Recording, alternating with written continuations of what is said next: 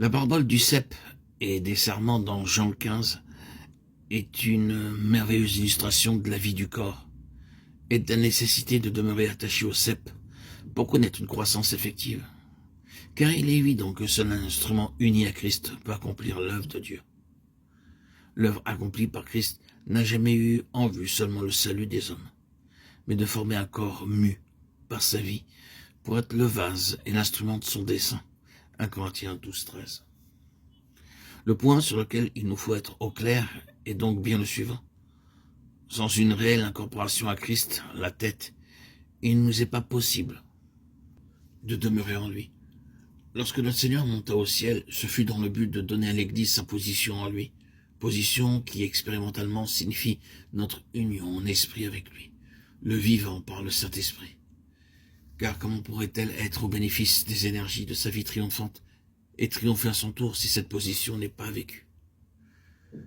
La situation que nous connaissons de nos jours et qui fait de l'Église un système figé, lié à la terre, et sans relation vivante avec notre Seigneur glorifié dans le ciel, explique la perte et l'inexpérience de cette position.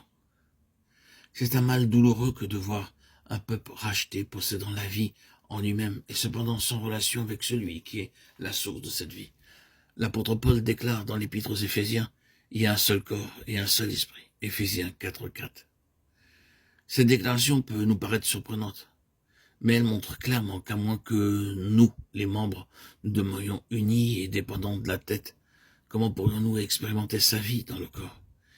Et comment le corps pourrait-il se constituer sans une union vivante avec Christ, en qui est la source de la vie? La vie corporative implique, nous le voyons, l'absolue souveraineté, royauté, seigneurie de Christ, et cela dans chaque membre.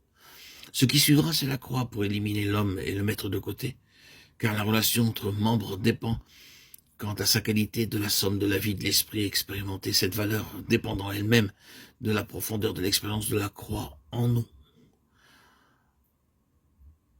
De nos jours, le peuple de Dieu, dans une large partie, est sans relation avec Christ, notre grand roi et notre grand souverain sacrificateur.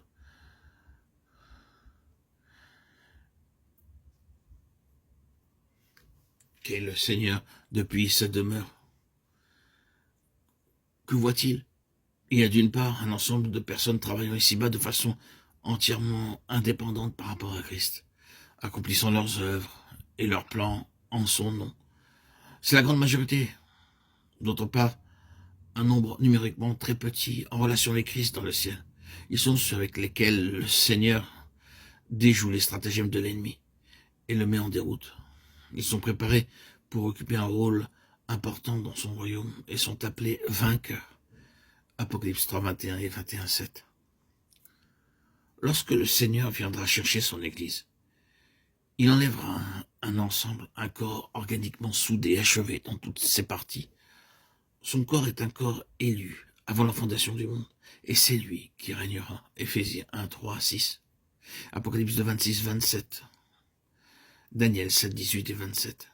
Et l'événement proche qui est l'enlèvement sera la phase ultime pour amener le reste qui sera réuni au Sauveur vivant et à ceux qui ont vaincu dans les âges passés. 1 Thessaloniciens 4, 16 à 18.